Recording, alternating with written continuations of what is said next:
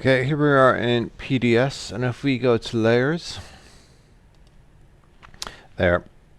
So you got, remember how I said that in CAD you don't see all the layers? Well, here in PDS, you can see all the layers even if they're not being used, and then it goes from 0 all the way to 510. And in this 510, there's various layers that are being used. I would say one thing about these layers that are preset, do not rename them and use them for something else, because PDS will default to those, and it can get really confusing and problematic when you're trying to turn things off and on.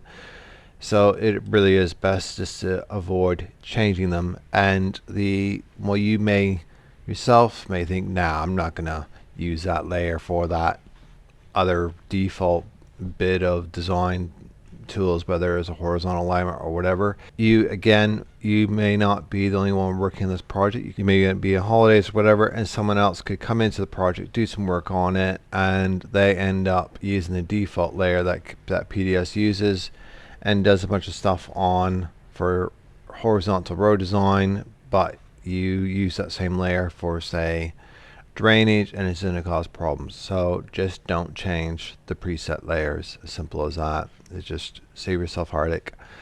And remember when we were doing in CAD in the previous part, we did the horizontal alignment. Well, there was on layers 91 and 92, and there they sit. Horizontal alignment, string, pad, horizontal alignment, and arc, pad, 91, 92.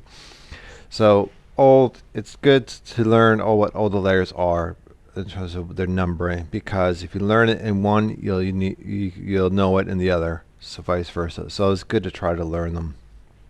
So that being said, so let's start looking at the groups. Like I said, the PDS has these groups, and if we cancel this for a moment, go into this one. So going across the top, that's your PGM, your ground module. Next to it we have your pad, that's your state road. Come on, little text box. Okay, it doesn't want to do it. There, it's your PhD, your highways, your roundabouts. Here we have pod, your overlay. This is your PDD drainage, your public drainage. That's all the drainage that gets modeled in Flow or micro drainage, depending on what you're exporting it to. And then here it's PPD, private drainage. That's all the stuff that doesn't get modeled. It won't get exported out no matter how hard you try. It's all your rainwater pipes, your fall stacks, your gullies, channel gullies, those items, and the runs going from those points to the first downstream chamber. That's all that drainage is. Next we have the PSVD services. This is where gas mains, telecom mains, Virgin Media mains, maybe securities, CTV, all that stuff that gets buried in the ground. You know, those will have certain depths based on NJOG. If they're running on the road, you may have to hit a clash with drainage. Maybe you're putting those going straight into the building. They'll have depths. You need to miss the foundations. You need to go below the slab. So that's where all those services go. And then last, this one is sketching module, and it's basically setting out a subdivision during the concept stage, and it uses pretty much the same layers as your ground modeling, your roads modules, so all those ones. So all those layers there get used in this one. It's just the commands are a bit different. And so how does it group it? Well, it groups it by in this format. So you go through the list and you have 0 to 100. That's your pad, alignment, and your PhD. So pad, alignment, PhD, highways. Next, 101 to 159. That's your PDD drainage, which is that one there. 160 to 260, big long section. That's your ground modeling, that one there. And then 261 and 276, that's your private drainage, which is that one. And then 277 to 294 pod overlay. That's what that one is. And that one is if you're refurbishing a road, there's certain commands in there that get used, but for the most part they use the same layers as these, but there's just a few extra ones in there that it uses. 295 to 200 to 400, sorry, there's a whole bunch of free layers. Those ones, do what you want with them. Free reign.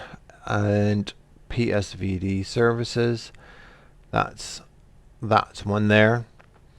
The thing with like PSVD services, they default starting at 401 to that position, but they're left blank because the services are quite wide kettle of fish in terms of what is going in the ground, and things like telemetry, you know, that could be your BT, that could be Virgin Media, that could be CTV closed loop system, that could be, there's just so many ones in there that it could be that it's that they're all just left blank. I mean, then you got, of course, private ones, public asset ones, so it's just left blank. 440 to 479, those are how much of free layers. Again, do what you want. 480 to 493, that's vehicle tracking layers. PDS does come with the option of doing vehicle tracking, though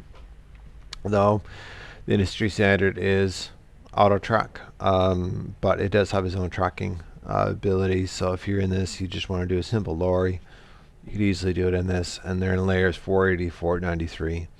494 to 510 again are free layers, so you can do what you want with them.